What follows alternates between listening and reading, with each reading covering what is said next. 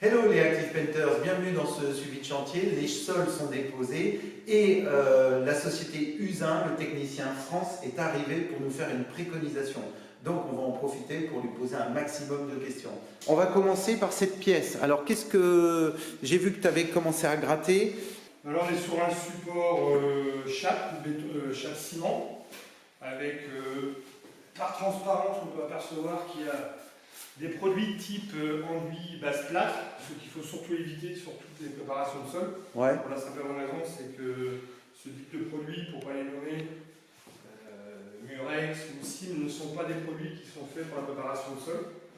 Donc déjà, avant de faire quoi que ce soit, il va falloir gratter, poncer pour enlever un maximum de ces résidus de plâtre. D'accord, c'est ici. Après, on va gratter un petit peu pour vérifier qu'il n'y ait pas de fissure trop importante, que ce ne soit pas une fissure qui fasse plus d'un millimètre, parce que si elle fait plus d'un millimètre, il va falloir la traiter différemment de si c'était une fissure, une micro-fissure. D'accord. Là, pour le principe, a priori, là, elle est bonne. Bouger, ouais. Voilà, par contre, ce qu'il faut vraiment faire avant de faire toute la préparation, utiliser le scrapper. Le scrapper, c'est cet appareil-là. Voilà. Ou une ponceuse pour pouvoir enlever tous ces résidus de colle et de sous-couche de revêtement qui restent après l'arrachage. D'accord. Alors attends, fais pas trop de bruit avec le scrapper parce qu'on risque de pas t'entendre. Afin de pouvoir revenir sur le support initial et faire une préparation adaptée pour être sûr que derrière ça accroche bien. Pourquoi ? Parce que les moindres résidus de colle, de plâtre ou d'autres produits peuvent altérer l'adhérence des produits de préparation et derrière engendrer des défauts dans la finition de la pose du revêtement de sol. Très bien. J'ai vu que tout à l'heure, tu avais pris des mesures au niveau hygrométrie, ouais, parce qu'il a commencé à travailler directement. Un outil qui s'appelle le GM200 de chez Wolf, donc, qui nous sert à vérifier le taux d'humidité dans différents supports. Cet outil n'est que indicatif, car aujourd'hui les seuls outils qui sont reconnus au niveau de la réception de support, c'est la bombe à carbure.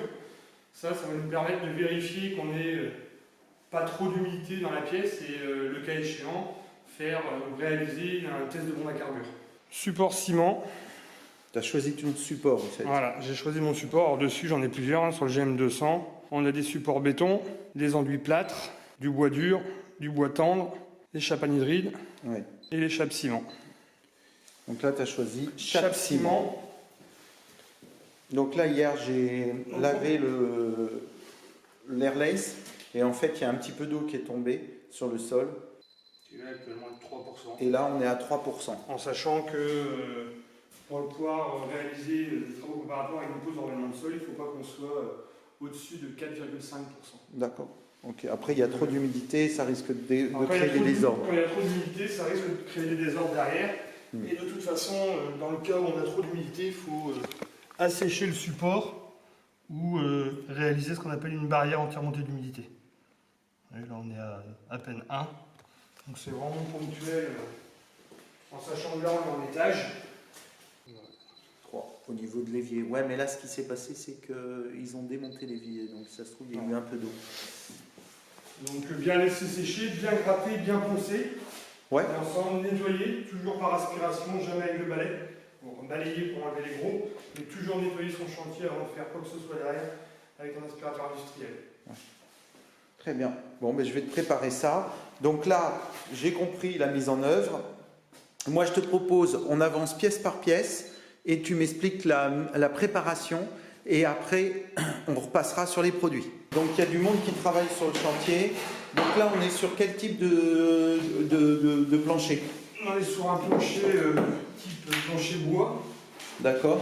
Après, CPBX, CPDH, OSB, avec des joints entre plaques qui ont été traités avec une bande calico et de l'enduit plâtre, donc surtout ce qu'il faut éviter. Enduit base plâtre. Bande calico, c'est bien, mais il aurait fallu réaliser un pontage beaucoup plus large. Là, on n'est pas suffisamment large en traitement.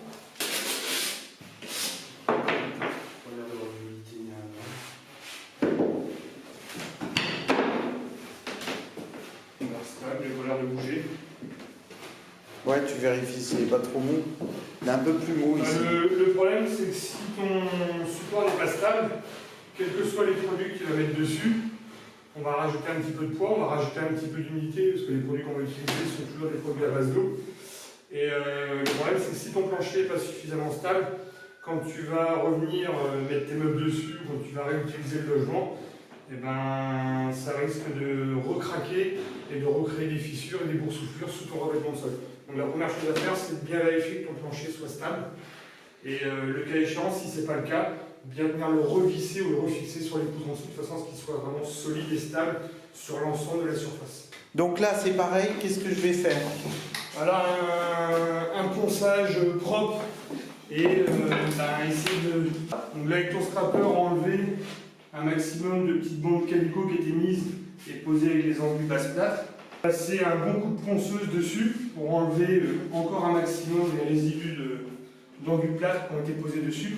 Okay. Toujours une finition par aspiration et après faire une préparation pour support spécial bois. Alors là par contre on refera certainement par endroit des pontages avec des bandes beaucoup plus larges pour renforcer encore davantage le support. J'ai eu vraiment beaucoup de mal à enlever cette colle. Et puis les parties de revêtement étaient très dures.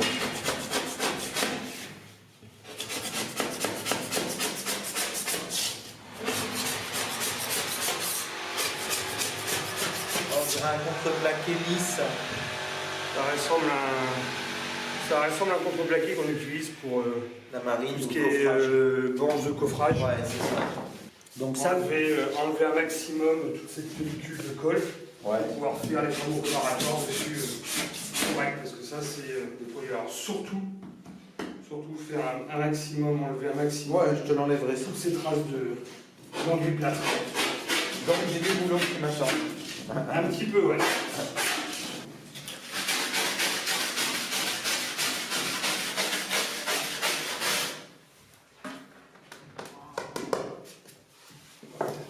Suffisamment costaud. Là, tu vas pas galérer pour l'enlever. C'est vraiment du plâtre. Hein.